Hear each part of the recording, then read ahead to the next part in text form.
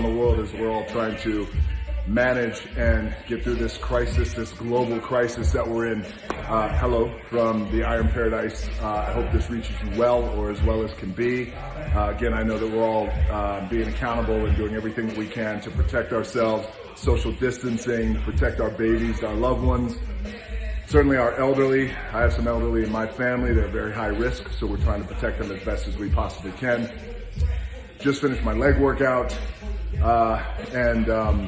you know, with every post, I generally try and read all of your comments, even if there's, 5,000 comments. I try to sift through them, and I realize that there's always a lot of questions that you guys send me that I never ask. So I thought, while we have some downtime for the next 2 weeks, 3 weeks, 4, 5, whatever it is, in between work, I know a lot of you guys like myself are working from home, trying to figure out our new business methodologies and things like that. In the spirit of entertaining you, I figured I'd answer some questions. All right, so first question that I get asked often is, well, when did I start working out?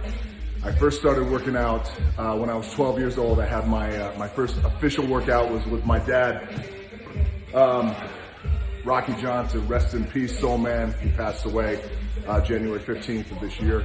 But anyway, my dad was a workout beast, an animal, and he was built like just a brick house. So, I would always go to the gym with my dad and watch him on the weekends, but I wasn't allowed to work out. So I would just watch him and all his OG buddies in the gym just train hard and clang and bang and, those old school dudes.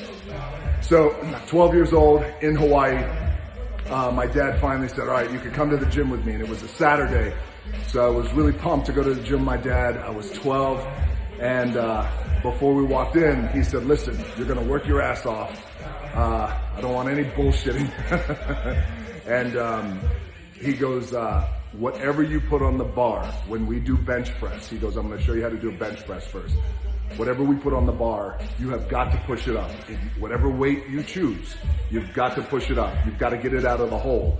And for those who don't know, out of the hole basically is from this position up to here, and the rest of your triceps should be able to take over your triceps and your shoulders.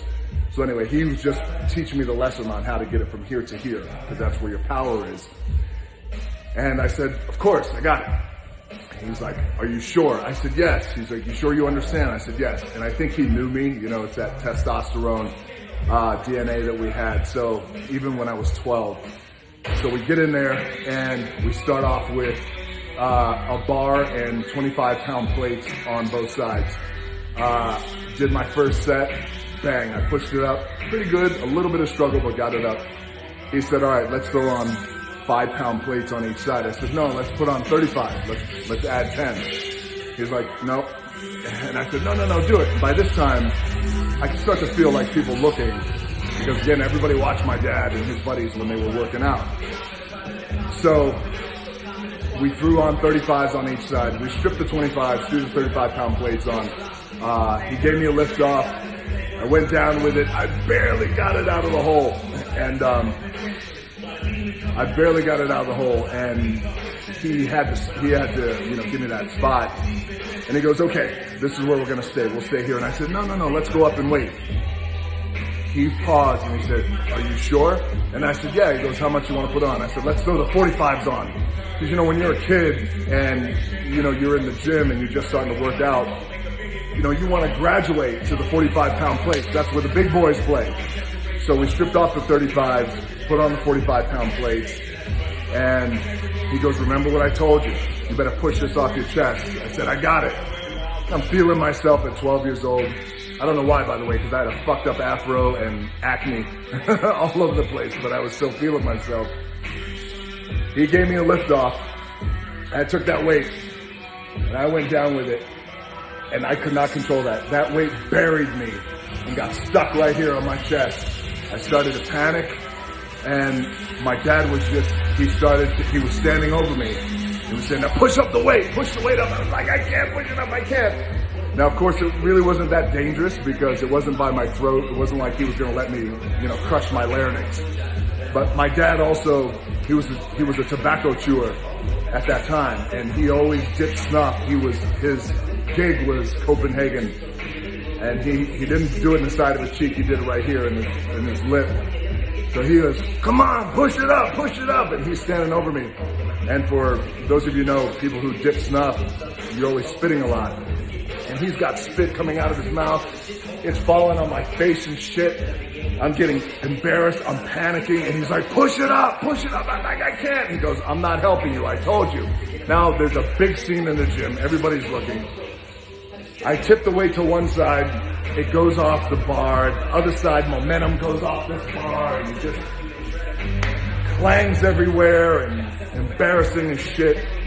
I get up, you know how sometimes when you're so embarrassed, you get up and you just want to swing at somebody? Of course I wasn't going to swing at my dad, I was just like, shit, but you know you're the idiot who was responsible for all this. And he just looked at me, and he goes, now pick up the weights. I picked up the weights, and he goes, here's a lesson for you. He said, don't worry about other people looking at you, and don't ego train. Don't ever train for your ego. It doesn't matter who gives a shit who's watching you. You train for results, and you train with weight that you can control. That's how you're going to be a master, basically, in the gym, is what he was trying to say. And he's like, don't train for your ego, ever. He's like, there's enough idiots who are training for their ego, and they put on weight on the bar that they can't handle. And he said, do you understand? And I said, yeah, I understand. And he's like, all right, let's go finish. Now, at this gym, it was World Gym in Hawaii.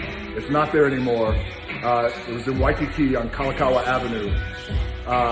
And it's an open gym because the weather is beautiful. So there were the walls, the windows were just open. So it was like a gate, like a fence. Those were the walls. And my dad's like, okay, let's go. And he turns the spit out the window like a big load of tobacco spit. And he didn't see a dude out there who was painting. And this dude, you hear, what the fuck? You see the dude like come up like this, and you see him through the window, and he's got tobacco spit all over his face. My dad started laughing so hard, and I started laughing so hard, and my dad kind of just walked away, and I looked at the dude, and I was like, sorry. What an asshole, right? Okay, see you, buddy. And I walked away. Anyway, lesson learned, 2 lessons out of this is, not only is this 8 minutes of your life you're never going to get back, but the lessons learned are, don't ego train at all. This generally applies to men, because we are the ones with the egos in the gym. Don't ego train. Don't train for your ego. Train for results, and throw on weight that you can handle. And if you're ever going to spit out of a window, make sure that nobody's outside painting. All right, you guys stay healthy all around the world. We'll manage this thing.